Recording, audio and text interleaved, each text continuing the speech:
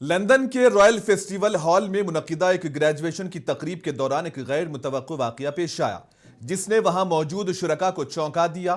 تقریب کے دوران ایک بھارتی شہری نے اچانک جے سار کا نعرہ بلند کیا جس پر حال میں کچھ لمحوں کے لیے خاموشی اور حیرت کی کیفیت پیدا ہوئی۔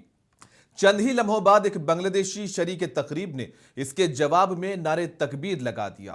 اس کے بعد مختلف رد عمل سامنے آئے۔ کچھ لوگوں نے اس عمل کو نامناسب قرار دیا۔ یہ واقعہ اس بات کی نشاندہی کرتا ہے کہ عالمی سطح پر مذہبی اور سیاسی نعروں کا اثر اب تعلیمی اور غیر سیاسی تقریبات تک بھی پہنچ رہا ہے، جہاں اس قسم کے مناظر عام طور پر غیر متوقع ہوتے ہیں۔